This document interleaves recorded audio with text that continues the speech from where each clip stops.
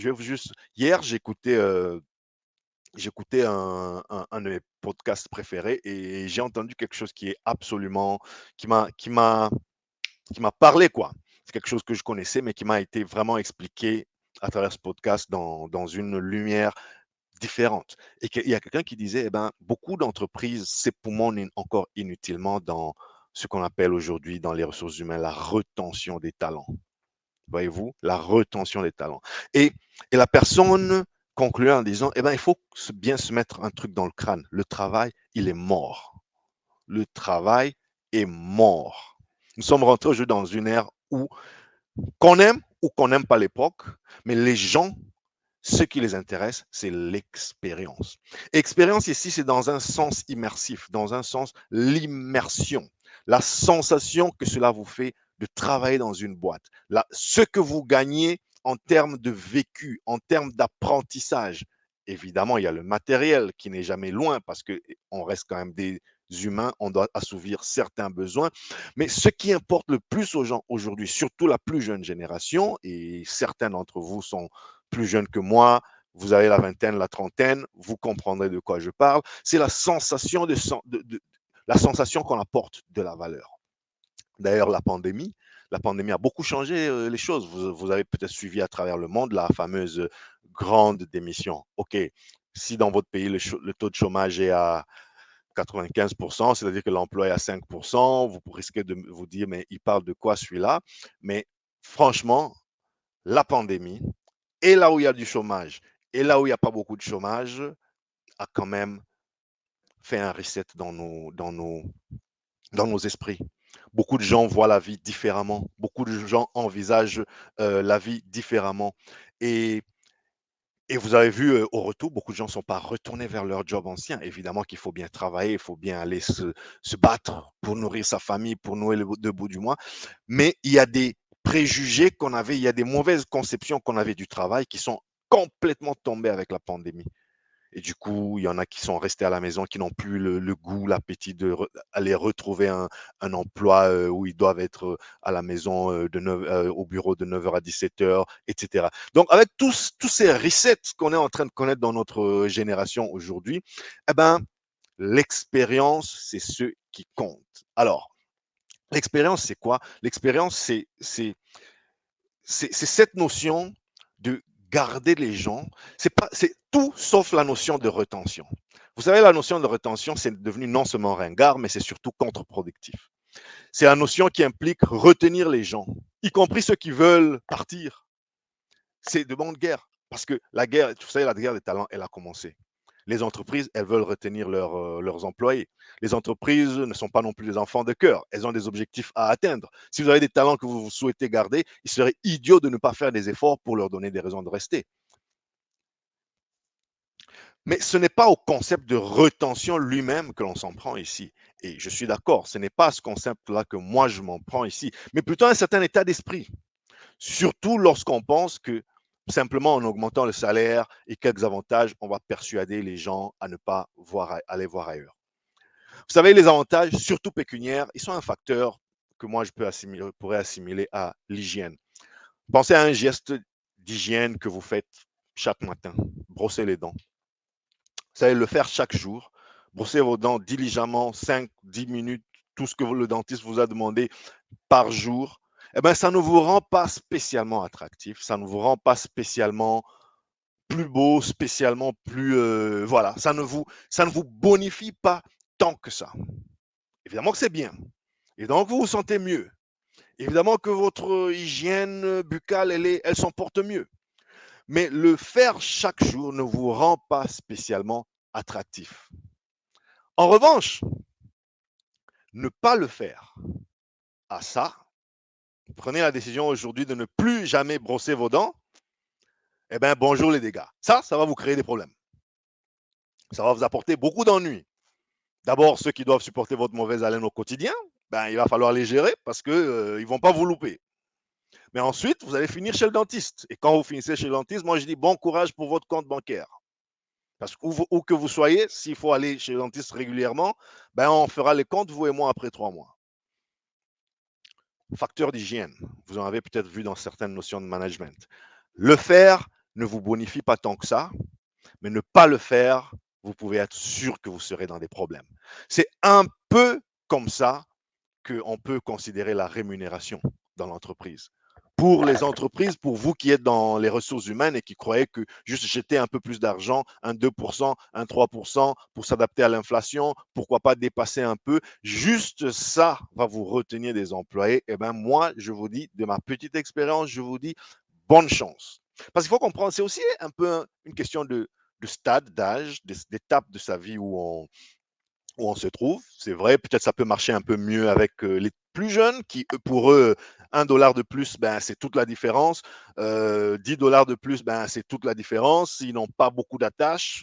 Mais pour quelqu'un qui a une famille, qui a des attaches dans une ville, ben, il ne quittera pas son job, il ne quittera pas son environnement de business, aller vivre à l'autre bout du monde, juste parce que le salaire là-bas est 10% meilleur.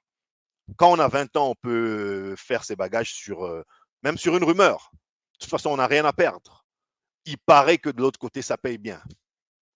On prend ses affaires, on repart. Si ça ne paye pas bien, si ça ne marche pas bien, on revient et puis on fait un reset. Mais les amis, beaucoup d'entre vous, comme moi, c'est pas tout à fait évident. Écoutez, moi, je vous donne mon cas personnel en ce qui me concerne. Ben, je vis chez moi depuis que j'ai 22 ans. J'ai 42 ans aujourd'hui, donc ça fait plus de 20 ans que je vis chez moi. J'ai bientôt 20 ans de mariage. Je suis propriétaire depuis bientôt 20 ans. Je travaille sans discontinuer depuis que j'ai 19 ans. Donc, je suis là dans ma 23e année d'expérience personnelle, professionnelle, voulais-je dire. Sans compter les nombreuses responsabilités que mes parents me confiaient alors que j'étais encore adolescent. Alors, où est-ce que je vais en venir ici, les amis? Pourquoi je parle de moi, pourquoi je vous donne ce petit exemple très personnel. C'est parce que la moralité, c'est quelqu'un comme moi, je travaille depuis très longtemps. Les hauts et les bas, je connais. Alors, espérer me retenir simplement sur une base du salaire, eh ben, c'est impossible. Peut-être pas aussi impossible que ça, mais c'est très difficile. Un peu plus d'argent, pourquoi pas? Parce que j'ai aussi des factures, j'ai aussi des projets que j'aimerais faire, mais qui demanderont un peu plus d'argent que j'en ai aujourd'hui. Tout ce qui peut m'éviter à aller m'endetter auprès de mon banquier, pourquoi pas? Je prendrai.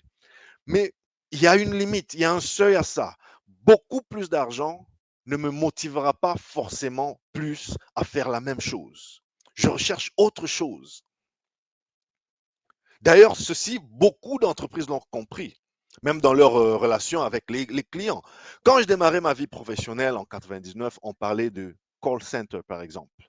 Un numéro que les clients peuvent appeler pour poser leurs questions, obtenir les réponses, et puis basta. Il y avait un call center. Vous faites le 111, vous faites le 122, etc. Vous appelez, c'est à peine si vous vous présentez, on vous demande c'est quoi votre problème. C'est en découvrant votre problème qu'on peut peut-être vous demander qui vous êtes, etc. Et puis vous résolvez votre problème, basta. Bonne chance.